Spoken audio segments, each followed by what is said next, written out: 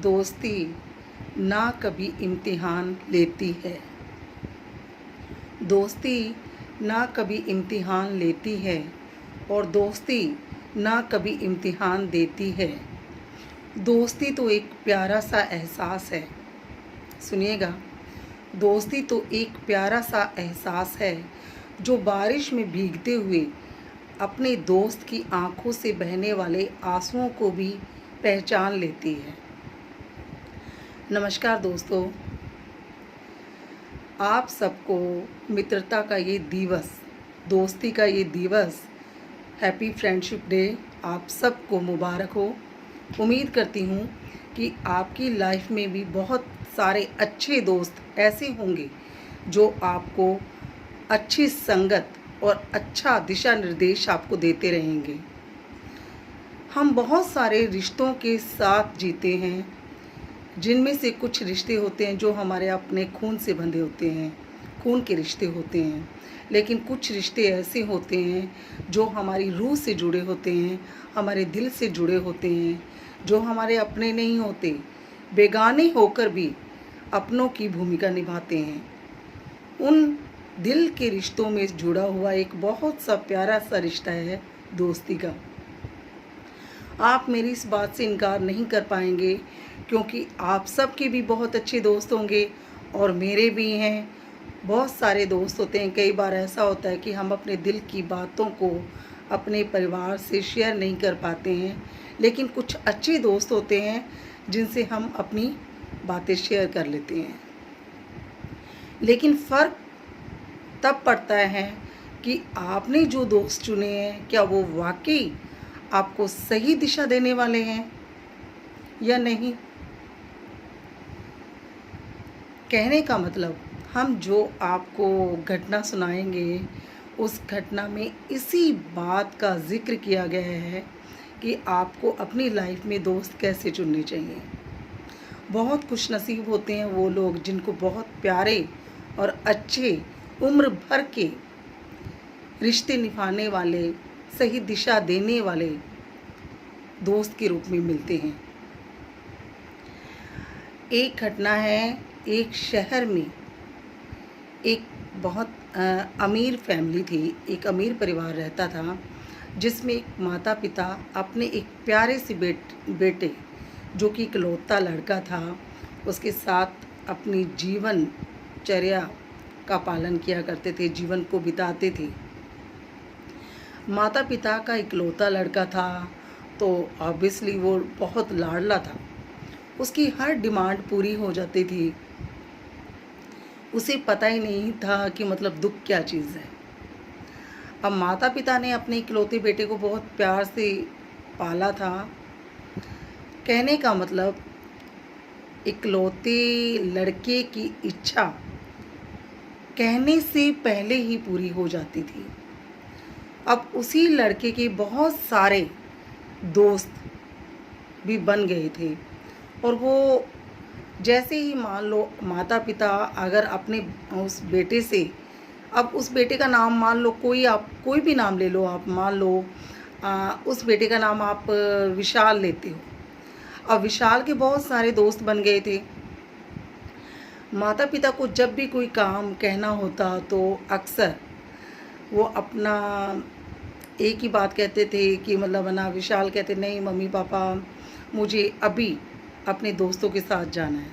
चाहे कितना भी अर्जेंट वर्क हो, माता पिता की आज्ञा का वो पालन नहीं करता था। कहने का मतलब ये है सीधा कि माता पिता के लाड़ प्यार ने विशाल को बहुत बिगाड़ दिया था। तो विशाल जो था हर बात को इनकार करने लगा था। तो इसकी इसी चिंता से माता पिता बहुत परेशान रहते थे। हर दिन उसके दोस्त जो तो वो घर पे आते और मौज मस्ती करते, खाते पीते और चले जाते। सारा समय विशाल अपने दोस्तों में व्यतीत करने लगा। इसी आदत से परेशान होकर एक बार पिता ने उसे पास में बुलाया और बड़े प्यार से उसे समझाया कि बेटा, दोस्त आपके बहुत सारे हैं, लेकिन क्या आपने कभी ये सोचा कि आपने जो ये दोस्त बनाए हुए हैं, क्या वो आपका साथ कभी देंगे? क्या वो आपको सही दिशा देते हैं? क्या वो आपको ये समझाते हैं कि माता-पिता की आज्ञा का पालन करना चाहिए या नहीं करना चाहिए? अब बेटे का उत्तर ये था कि आपको जो भी बात मुझसे कहनी है पापा आप बोल दो, आखिर में सच में बात क्या है।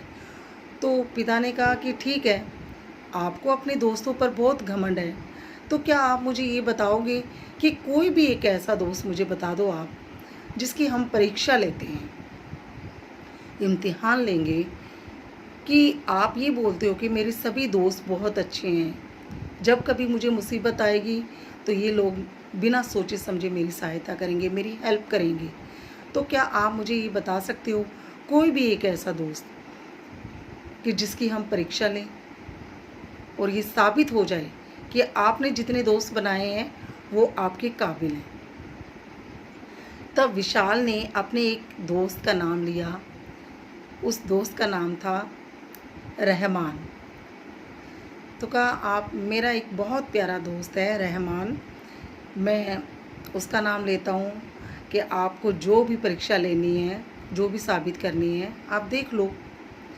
तो पिता जो था अपने बेटे के साथ, विशाल के साथ, रात के ठीक 2 बजे, उसी दिन रात के ठीक 2 बजे उसी मित्र रहमान के घर जाते हैं और बाहर से दरवाज़ा खटखटाते हैं। दरवाज़ा खटखटाते हुए जब रहमान की जो माताजी थी, उन्होंने पूछा कि कौन है। रात के ठीक 2 बजे जब दरवाज़ा खटखटाया तो माताजी ने प्रश्न किया, जो रहमान की मदर थी, कि कौन है। तब बाहर से ही आवाज़ लगा दी कि मैं विशाल बोल रहा हूँ और मेरे साथ मेरे पापा हैं। तो उधर से ही दरवाजे के अंदर, दरवाज़ा खोला भी नहीं है, रहमान की माताजी ने दरवाज़ा खोला भी नहीं है, कि पीछे से रहमान ने कहा कि आप बोल दो कि मैं घर पे नहीं हूँ, मैं कहीं गया हुआ हूँ। ठीक वैसे ही रहमान की माताजी ने भी ऐसा ही किया और दरवाज़ा खोला नहीं, बल्कि दरवाजे के अंदर से ही बोल दिया कि है ना, रहमान घर पे नहीं है, वो कहीं गया हुआ है। तो ये सुनकर दरवाज़ा भी नहीं खोला। हैरानी की बात कि जिस बेस्ट फ्रेंड का नाम लिया विशाल ने, उसी दोस्त ने दरवाज़ा भी नहीं खोला। तो दोनों अपने घर वापस चले आए। तब विशाल के पिताजी ने कहा कि आपने मेरे सामने इतनी तारीफ़ की थी अपने दोस्त की कि सभी दोस्तों में सबसे प्यारा दोस्त ये रहमान है, आप इसकी परीक्षा लो। अब परीक्षा में ये बात साबित हो गई थी कि रहमान ने अपने घर का दरवाज़ा भी नहीं खोला और आप उसकी इतनी तारीफ़ कर रहे हो। तब उसके पिताजी ने कहा कि अब आपके दोस्तों की मैंने परीक्षा ले ली, अब आप मेरी दोस्त की एक परीक्षा लो। पिताजी ने कहा कि मेरे ज़्यादा दोस्त नहीं हैं, मेरे कुछ गिने चुने 1-2 ही दोस्त हैं, लेकिन फिर भी आपको दोस्ती का जो अर्थ बताना है मैंने, उसे साबित करने के लिए अब आप भी मेरे उस इकलौते दोस्त की परीक्षा लो।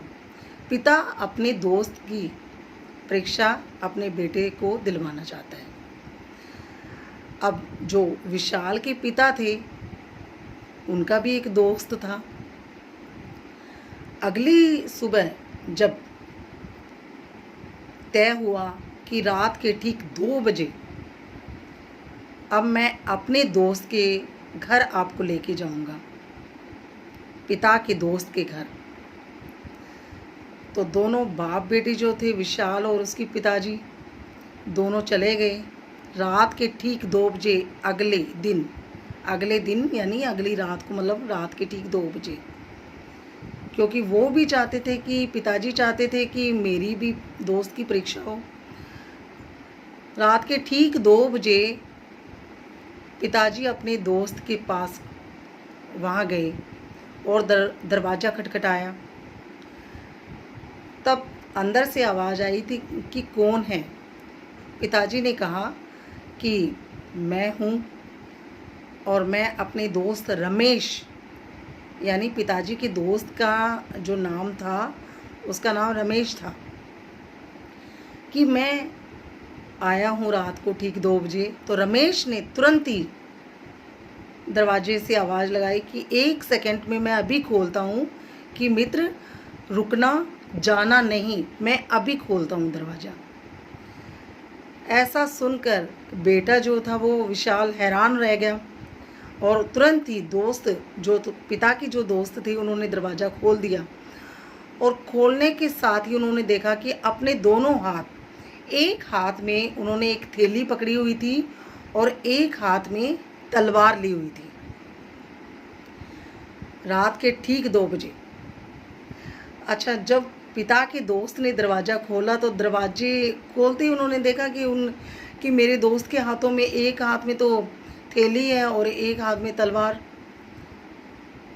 अब विशाल के जो पापा जी थे उन्होंने कहा, ये क्या दोस्त, ये क्या मित्र, आप ये ऐसे कैसे आ गए हो, एक हाथ में तलवार ली हुई, एक हाथ में थैली।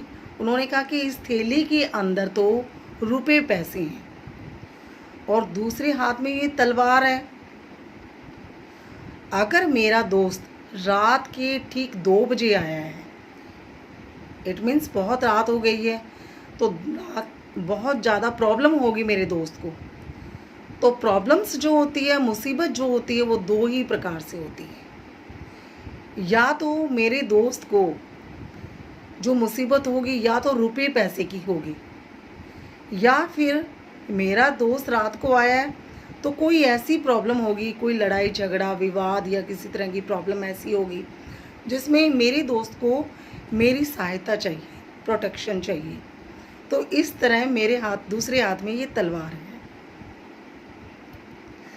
बेटा ये सब देख के हैरान रह गया कि इतना 1 सेकंड के अंदर जो पिताजी के दोस्त थे उन्होंने दरवाज़ा खोल दिया और बिना कुछ कहे ही वो रुपये की थैली देने को तैयार हैं, बल्कि उनके साथ चलने को तैयार हैं तलवार लेकर।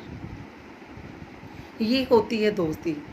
तब पिताजी ने विशाल को समझाया कि जो बिना कहे बात को समझ जाए वो दोस्ती होती है।